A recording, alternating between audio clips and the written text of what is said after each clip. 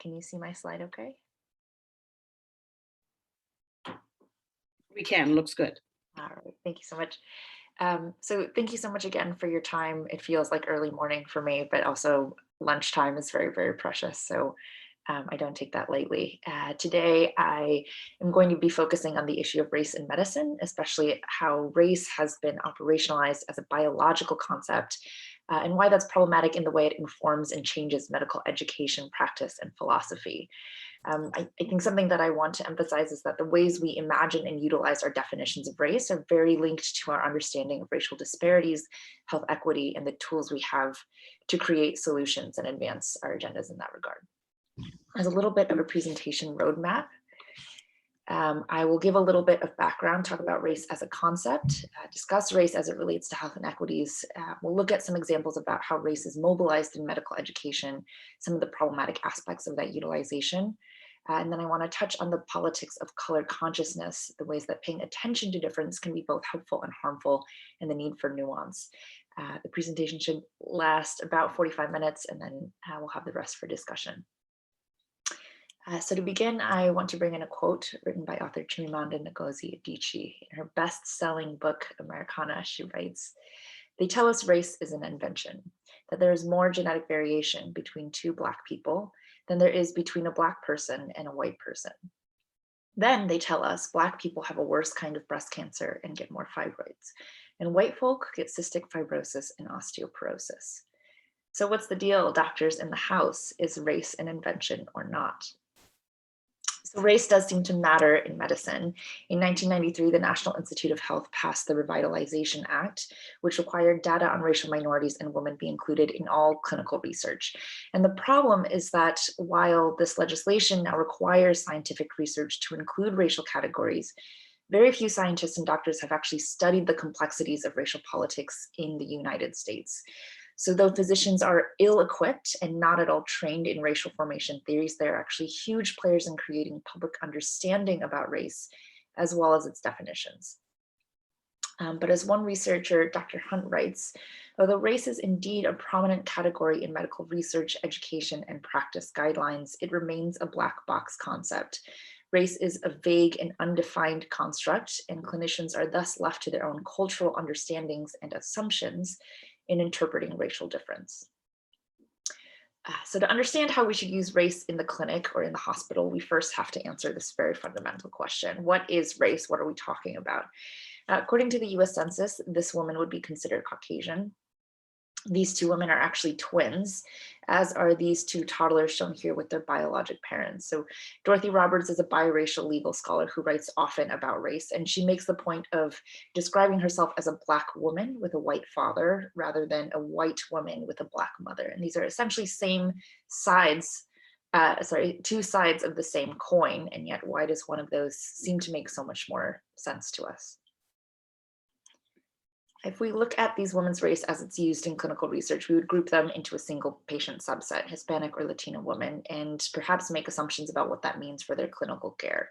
But these women are from Mexico, Italy, Colombia, Puerto Rico, and Spain. So this is really important. Race itself is not a robust biological category. Genetic variation is continuous and overlapping among populations, and yet medical discourse and research often treat groups as discrete, immutable, and genetically homogeneous. In reality, it's more accurate to visualize the idea of genetic variation using a spectrum that mimics gradual clinal variation. But even this understanding of clinal variation and genetic diversity is not enough to define and reproduce our notions of race.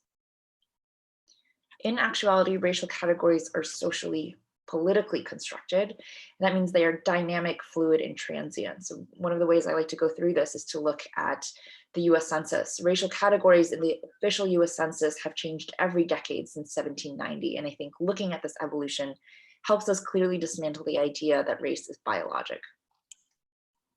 Since 1790, the racial categories included in the US Census were slaves, free white females and males, and all other free persons. In 1890, the census included a category for Native Americans, representing the government's first attempt to catalog American Indians, Chinese, Japanese, due to a rapid influx of migrant workers from Eastern Asia, white, and a Black subcategory that included distinctions for mulatto, quadroon, and octoroon. So these are now very outdated terms, but they denoted people who are considered 1/2, 1/4, or 1/8 Black. And these labels are really born from anxieties about racial purity along the idea of the one drop rule, this idea that even one drop of Black blood excludes you from white identity. And this is heavily mobilized in conversations around legal citizenship and therefore legal rights. In 1896, the landmark case of Plessy versus Ferguson declared the jurisdiction of separate versus equal. This is something that many American children are taught many, many times through their public American history education. So it's something that is probably familiar to a lot of people in the audience, but I think a detail that isn't always talked about is that at the initiation of this legal battle, a major argument of Homer Plessy's was the fact that as a free man and as an octoroon, he was white. Now, the court decided if Plessy was a white man, he had a valid case, but if he was determined to be a man of color, he had no right to legal action. As another example, in 1913, Sarah Rector, a Black girl who became a millionaire as a preteen, became so wealthy that the state of Oklahoma declared her to be a white person. So they felt nobody this wealthy could have a designation anything other than white. So history shows us how important it is for the courts to determine who was white and who was not. Race was, and in many ways still is, a legal definition, not a matter of genes or internal construction. So amid lawsuits demanding rights for property interests, citizenship, the courts came up with rulings that decreed, and this is a quote, "A white person has been held to include an Armenian born in Asiatic Turkey, a person of but 1/16 Indian blood, an Assyrian, but not to include Afghans, American Indians, Chinese, Filipinos, Hawaiians, Hindus, Japanese, Koreans, nor does a white person include a person of having 1/4 of African blood, a person whom Malay blood predominates, a person whose father was a German and whose mother was a Japanese, a person whose father was a white Canadian and whose mother was an Indian woman, or a person whose mother was a Chinese and whose father was the son of a Portuguese father and a Chinese mother." So again, it's not simple, and it's very much human directed and human decided. So 100 years after the Plessy versus Ferguson ruling, the US Census expanded again to include a greater number of nationalities that continue to be grouped under broad swaths that we recognize from medical research. So our understanding and the official lines of race have been drawn and redrawn over and over again based on shifting understanding of citizenship, blood, respectability, heritability, and color. And this isn't because of new biologic data or genetic discovery. Race is quite demonstrably a government-produced category instead of a genomic entity. Studies have demonstrated that genetic differences are statistically higher within racial groups than between racial groups. This is counterintuitive, but indeed, statistically, there's less genetic overlap between two unrelated Black patients in a clinic waiting room than between one of those Black patients and a white neighbor. To be clear, ancestral alleles can affect disease rates and pharmaceutical efficacy. We learn about CYP450 genes, for example. But what's important is that these alleles do not align neatly with commonly used racial groupings. Reductive race categories cannot be substituted for genetic ancestry, and indeed are very poor proxies for biologic markers like the CYP450 gene. So our understanding of race is not a good indication for family history at all. And add to this the consideration that in recent studies, physicians inaccurately classified the race of over 50% of their patients. All of these things together, it becomes clear that physician evaluation of skin color phenotype as a part of decision-making seeks to make medical decisions off of decidedly non-scientific metrics. To be very clear, this is not to say that race does not matter. Race has a very significant impact on people and their health. We know this. We've been proven this over and over again. This impact, however, is not necessarily written into DNA, but engendered through social inequities caused by a legacy of discriminatory institutions in this country. Every year, more than 100,000 Black men, women, and children die because their mortality rates do not equal that of their white counterparts. And the statistic means that if disease and mortality rates for Black people were the same as they are for white people, we would stop the equivalent of a jumbo jet carrying 260 people from crashing every single day. So we see staggering disparities in heart disease, cancer, stroke, diabetes, severity, mortality, and it begs this question: why does being a person of color cause poor health outcomes? Racism is a massive driver of health inequity, which is a technical concept defined by the WHO as the consequence of the unequal distribution of political, socioeconomic, and environmental resources that are required for health. So consider how each of these avenues begets disparities.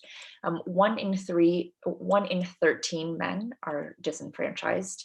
This is directly related to the fact that despite similar rates of drug use, Black men are 12 times more likely to be arrested for drug offenses compared to white counterparts.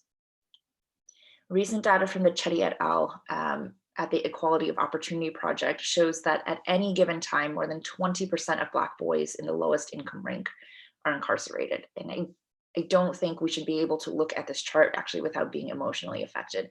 At any moment, at any given time in our country, 1 of 5 Black boys live in a cage.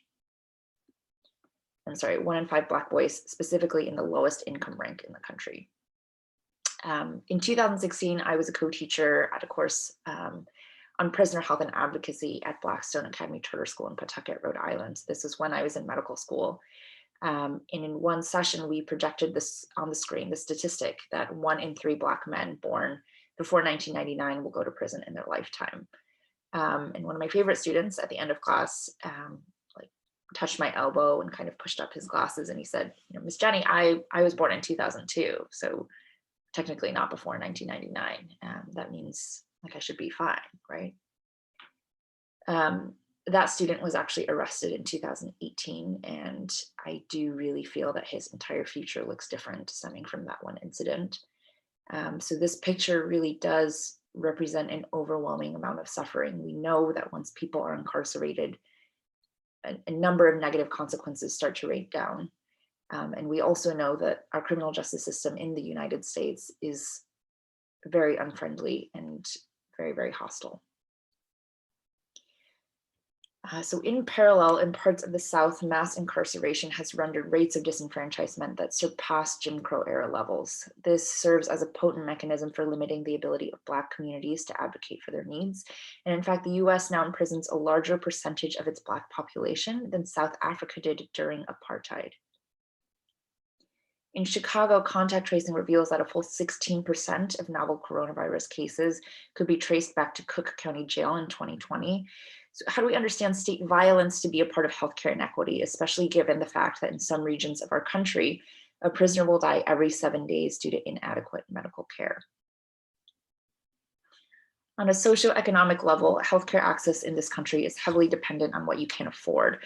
So while recent statistics show that the median Black-white income gap itself is very large, about $60,000 for whites compared to $35,000 for Blacks, the median wealth gap is startling at $91,000 for whites and $6,500 for Black Americans. So the median wealth of white households is almost 14 times that of Black households, and this gap is actually widening. According to a report from 2010, the median wealth for a single white woman is $41,500. The median wealth for a single woman in the same age bracket is $100. So if we consider economic analysis that nearly 50% of the median homeowner's wealth comes from the value of their property, we have to go back and analyze how Black families were denied home ownership under discriminatory policies from the New Deal era. In the 1930s, the Federal Housing Association financed 60% of all American homes, and yet less than 2% of these loans went to people of color. So Black neighborhoods were routinely redlined and coded for mortgage default, stranding Black families in poorly resourced neighborhoods without any means of migration. This picture is an archival map of Boston. By the coding of the time, green was valued as best, blue still desirable, yellow declining, and red hazardous. So this was about denying and restricting services to residents of a particular geographic area based on racial and ethnic composition. This cordoning off of different groups of people is foundational to a government-sponsored racial segregation, which, even when controlled for income, is tied to low birth weight, obesity, cardiovascular disease, and lower life expectancy overall. It is one of the most important factors in deciding measures of infant mortality. One of the recent projects that I've been working on shows a dose-dependent relationship between HOLC designation, the green, the red, yellow, and the incidence of firearm fatalities in that geographic area. So again, a theme through this presentation is going to be, how do we think about inequities in better ways? How do we ask more interesting research questions instead of just focusing on things like racial differences or racial genetic difference specifically?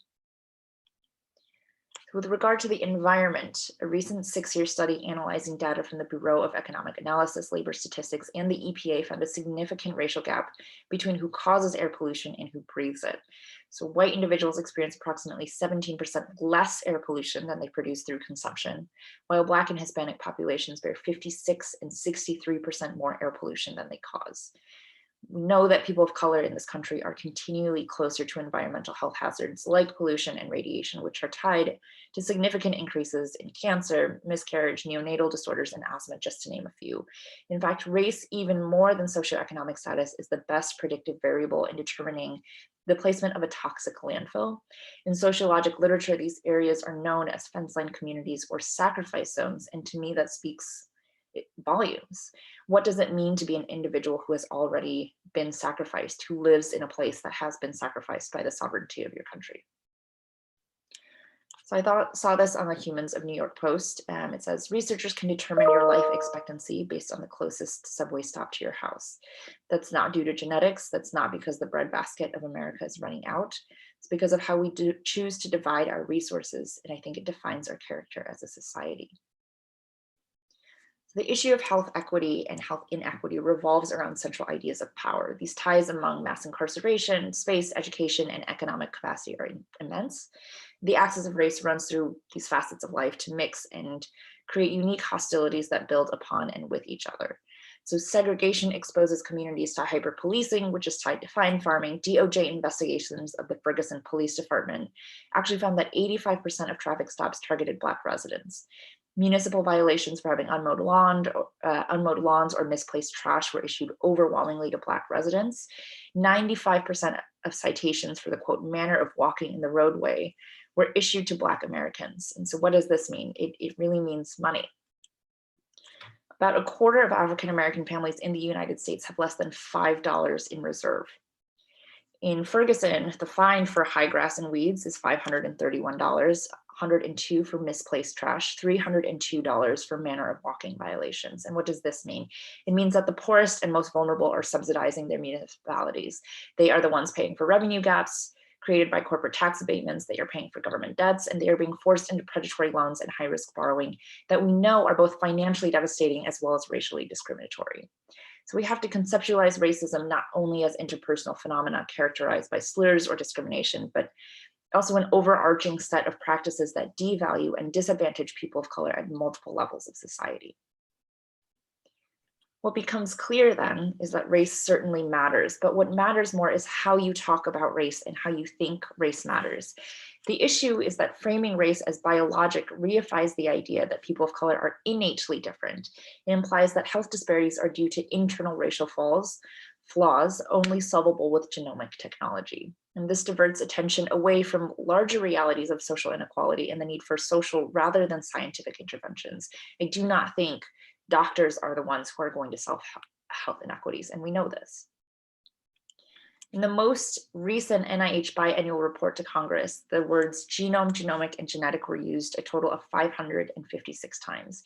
In comparison, when I searched for other words such as social determinants of health, discrimination, poverty, socioeconomic status, racism, and sexism, they came up a total of 15 times across 441 pages. So if the words are not there, then the attention is absent. Again, we cannot ask thoughtful questions about health inequity if we don't even have the language for it. Looking at this breakdown is incredibly important when we look at where our resources are going. From 1994 to 2005, more than 22,000 NIH grants funded research on genetics and race. In the same decade, only 44 grants were awarded to research on racial discrimination or racism. So this is a 500-to-1 ratio of spending difference that pays attention to race rather than racism. And I almost always cite the statistic because I think it illustrates one of the more insidious but significant detriments of genomic race research. You can argue that information is valuable, and certainly it is, but we have to be careful to realize that mining this data is not always harmless or without cost. This ties directly to issues of knowledge production, as well as resource allocation. It ties directly to how we think about solutions. So recently, a $12 million grant was awarded to investigate biologic and genetic factors that contribute to breast cancer in Black women. Certainly, this is a disparity that deserves attention and research. It's not to say that this isn't important, but as David Williams suggests, there are many more complex issues that merit our attention as well.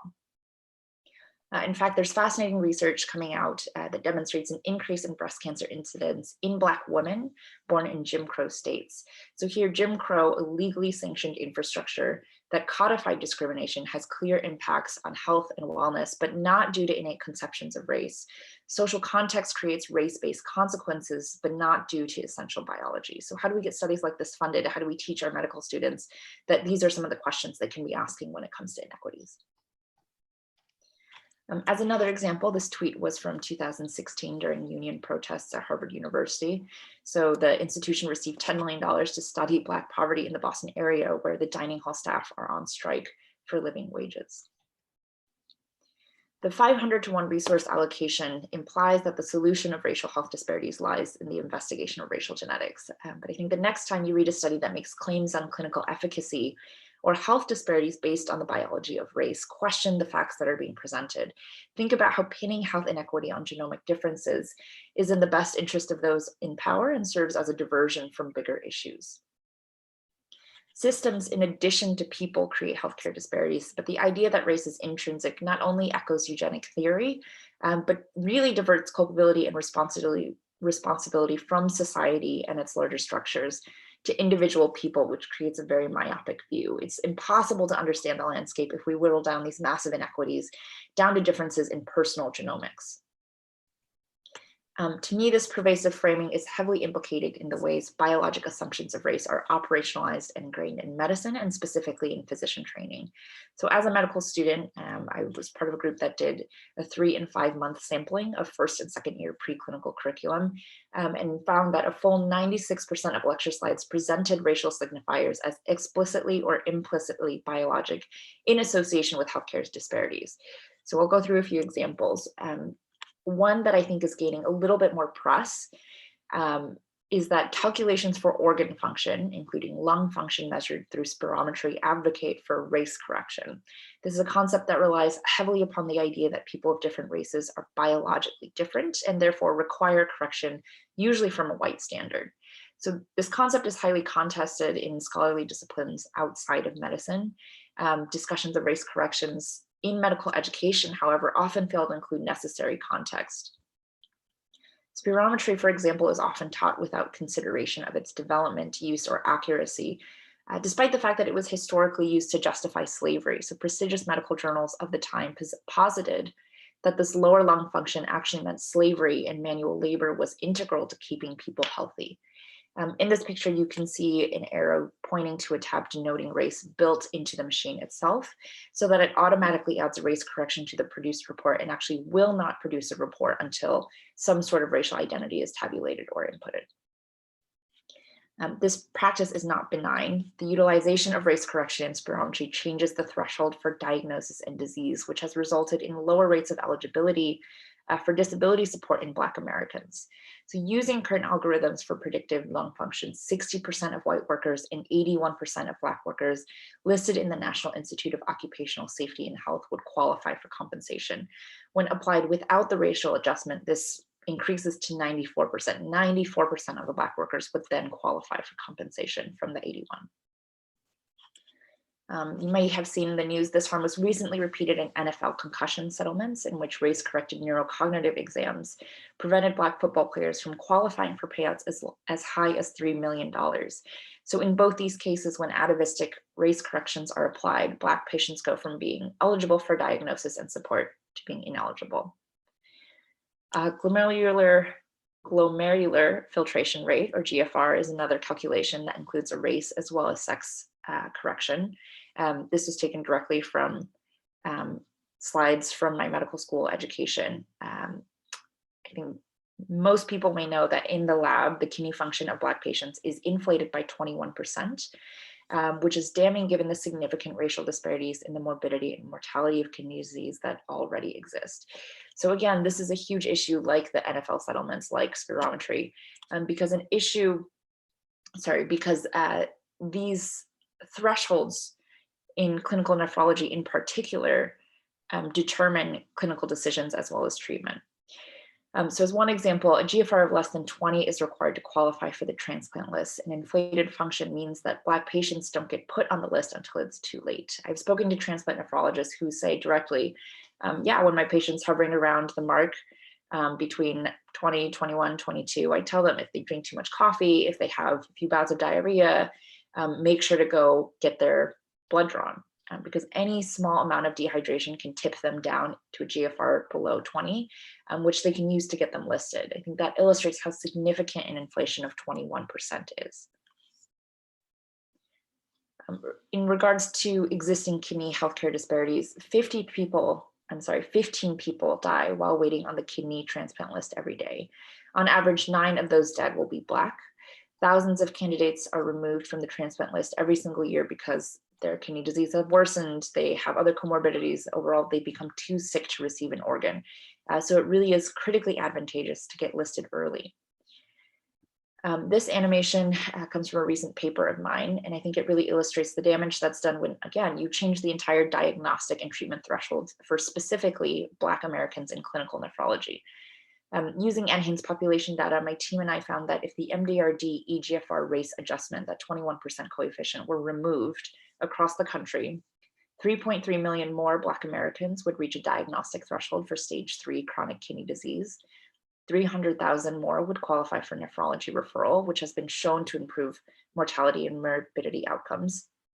And 31,000 would become eligible for transplant evaluation and waitlist inclusion.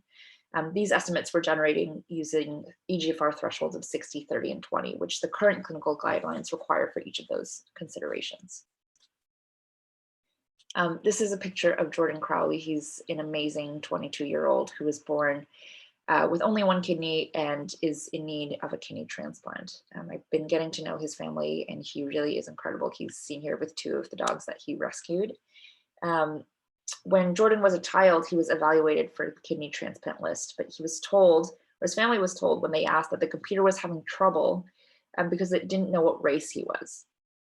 So at the time of his initial evaluation, his eGFR was 18. So as a white child, he could have qualified and started accruing allocation points. But as a Black child, with that inflation, his eGFR became 21 and registration was not permitted. His doctors decided that he was Black and did not list him. His grandmother drove him to 3 different hospitals to see if anyone would treat him as white and pull him off the wait list, but all of them refused. Men who begin dialysis between the age of 20 and 24, as Jordan is on track to do, on average will only live until they're 38 or 42. But a 20 to 24-year-old who receives a kidney transplant can expect to live for 44 more years, more than double and long enough to collect Social Security. For Jordan, that means 26 additional years to foster more pups, 26 more years to pursue his dream of becoming a counselor for children. And let me tell you, I really, really admire Jordan. He is 22. He cooks dinner for his family every night. He gives his grandmother her insulin shots every single day. He's the one who takes the dogs out. I mean, when I begged for a dog, obviously I promised that I would be getting up at 6 a.m. to take the dog out every day, and certainly I did not, but Jordan actually does. I cannot imagine being a 22-year-old and having the kind of kindness and warmth and commitment to his family that he does. I mean, I can't even cook for myself. So the idea that he's constantly cooking dinner for his entire family every single day is something that truly impresses me. And I bring him up because his story is a reminder that when we talk about race, this isn't just about technicalities or laboratory formalities, but that there is real harm and human suffering attached to these practices and on the other end of this eGFR correction. And again, I want to emphasize that I really do think that this has a lot to do with medical education and the way that we are trained.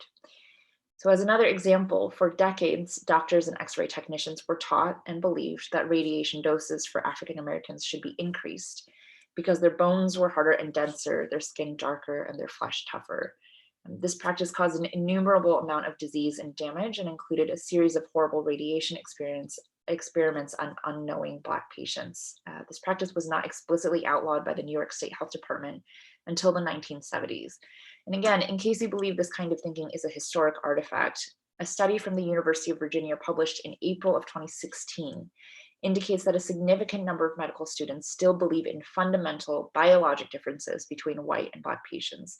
So including that their nerve endings are less sensitive, that Black skin is thicker, and referring back to spirometry, that whites have a more efficient respiratory system than Blacks.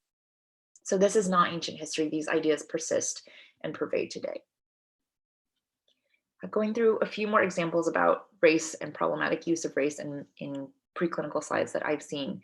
So the conflation of racial signifiers is another thing that was pretty apparent. So in this series of slides, one lecturer discussed the same concept of hemolytic anemia, but conflates Black and African. So Black refers only to Black skin phenotype, which includes all nationalities and upbringings, as well as geographic origins from sub-Saharan Africa, the Afro-Caribbean, Middle East, and Latin America.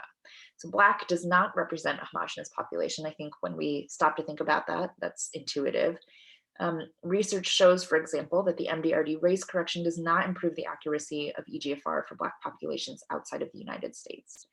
So Barack Obama's mother is from Kansas, his father is from Kenya. At his local hospital, his kidney function would be corrected, even though his presupposed genetic risk for kidney disease is a West African allele, which he is at no risk of having.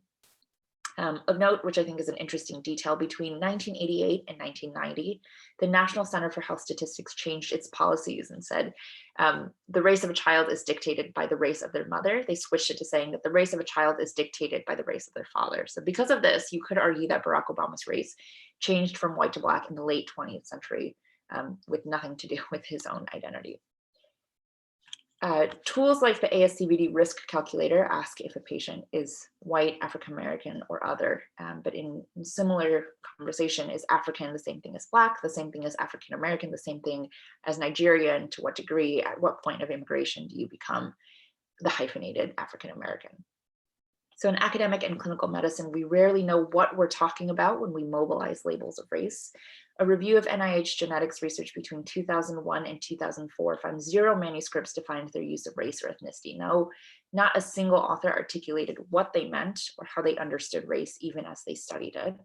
And I think that speaks very clearly to how normalized and unquestioned biologic racial difference has become in biomedicine. So in what other context can a scientific paper fail to define a major research variable and still get published?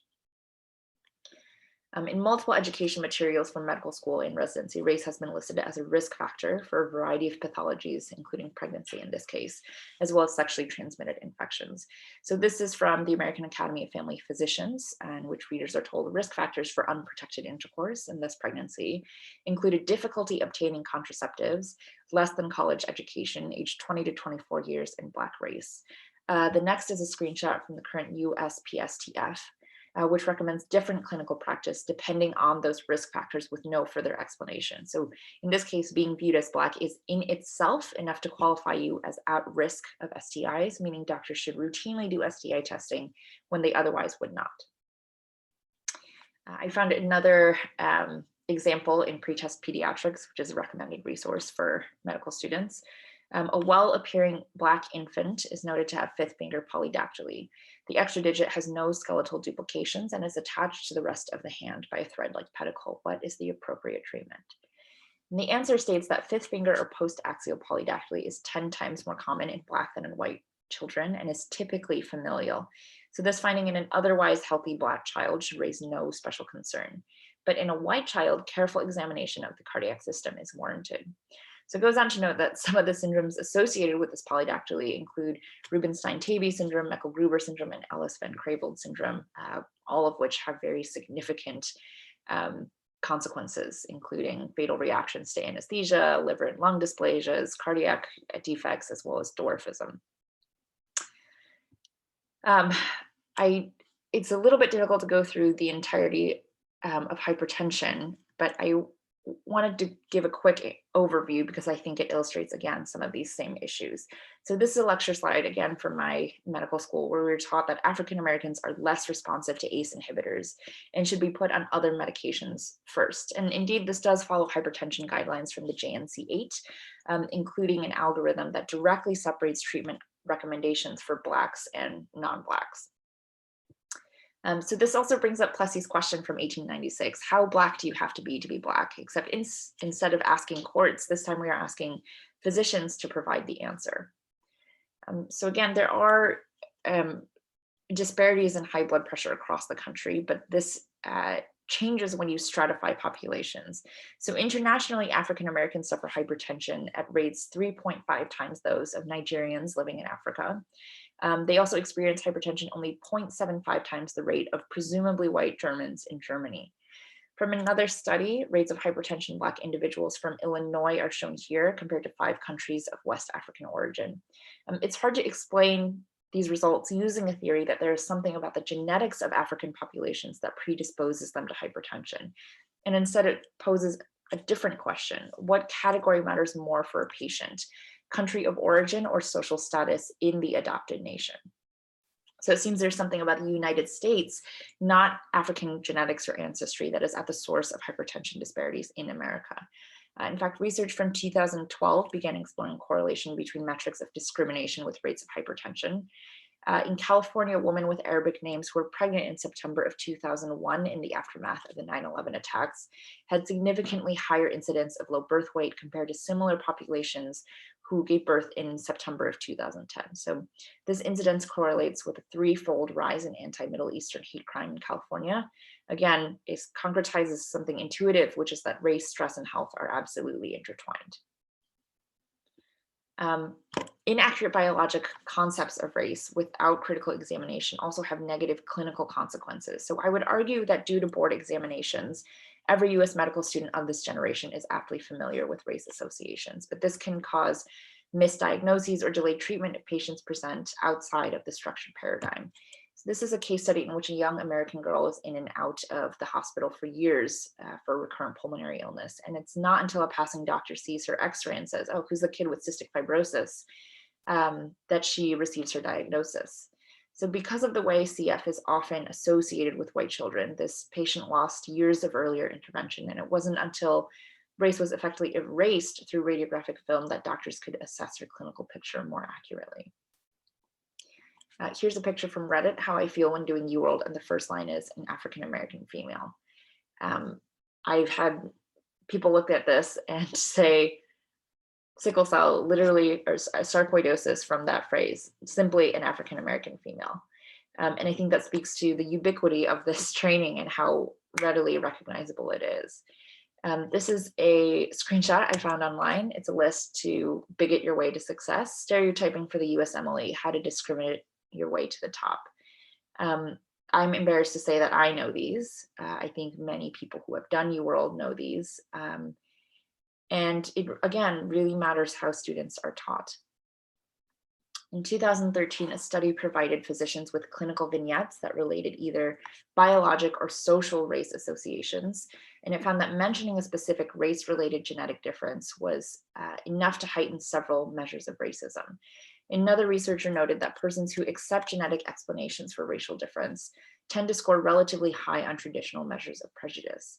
So thinking about race can contribute directly to implicit bias in physicians. This has shown to manifest as differential expectations of adherence, noncompliance, and risk for substance abuse.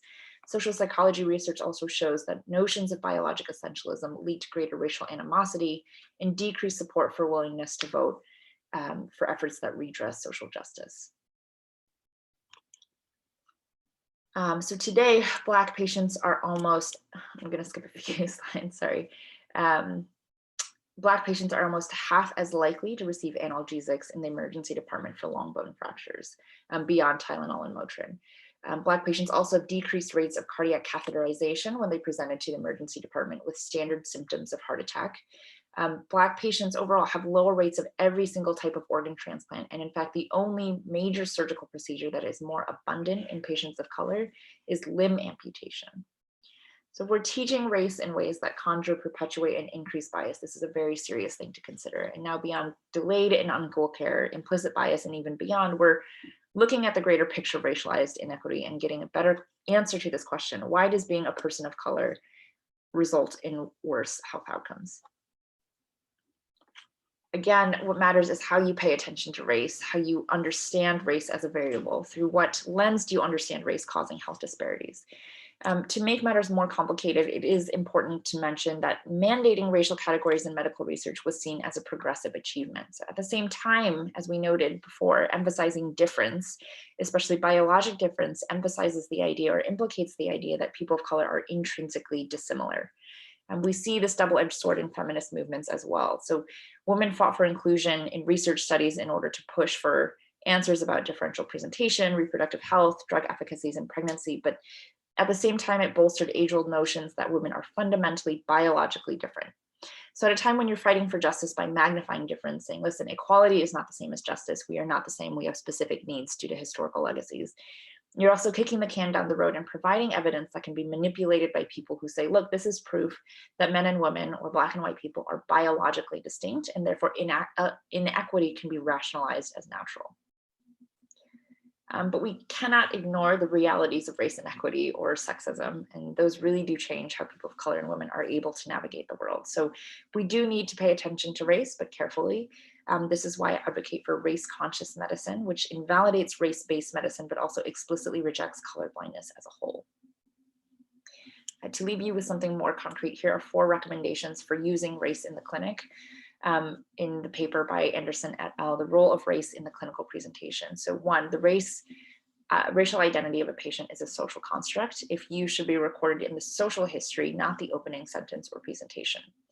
2, patients should self-identify their race or races. 3, race should not be used as a proxy for genetic variation, social class, or other elements of the social history. And lastly, clinicians should be mindful of the potential influence of racism on the clinical encounter. There are 2 main takeaways that I want to repeat. First, I think a lot of people get stuck on this idea that race is a social construct. They interpret that race is made up.